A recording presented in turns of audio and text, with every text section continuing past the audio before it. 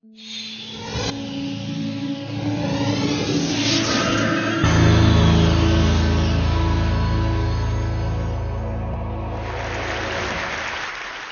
morning, everybody. I'd like to talk about a couple of things today. But the first thing is water. Now, I see you've all been enjoying the water that's been provided for you here at the conference over the past couple of days, and I'm sure you'll feel that it's from a safe source. But what if it wasn't? What if it was from a source like this? Then statistics would actually say that half of you would now be suffering with diarrhea. I've talked a lot in the past about statistics and the provision of safe drinking water for all. But they just don't seem to get through. And I think I've worked out why.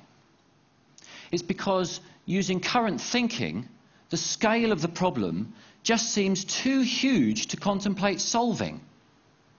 So we just switch off.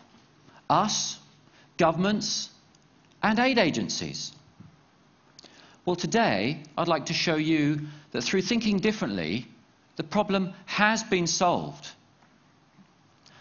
By the way, since I've been speaking, another 13,000 people around the world are suffering now with diarrhea, and 4 children have just died. I invented Lifesaver Bottle because I got angry.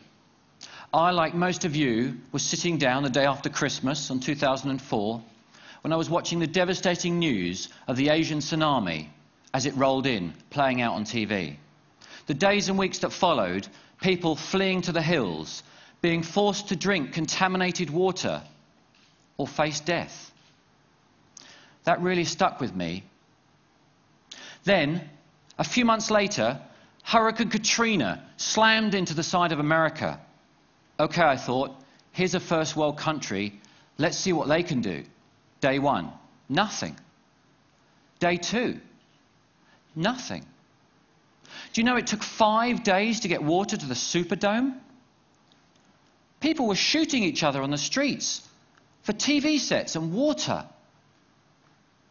That's when I decided I had to do something. Now, I spent a lot of time in my garage over the next weeks and months, and also in my kitchen, much to the dismay of my wife.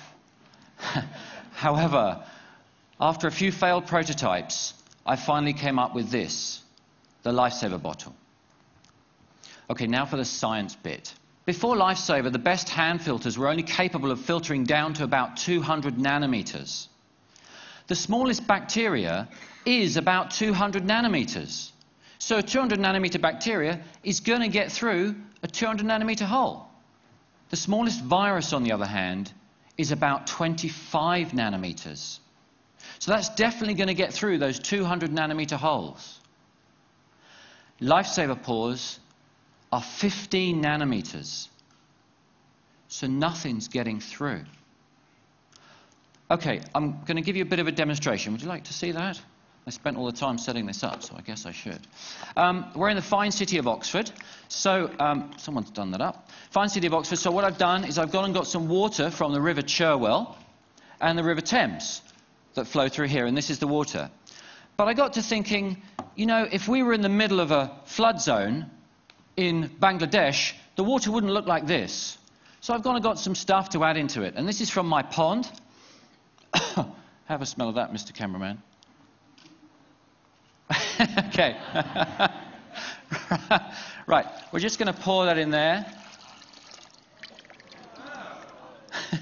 Okay, we've got some runoff from a sewage plant farm, so I'm just going to put that in there. Put that in there, there we go.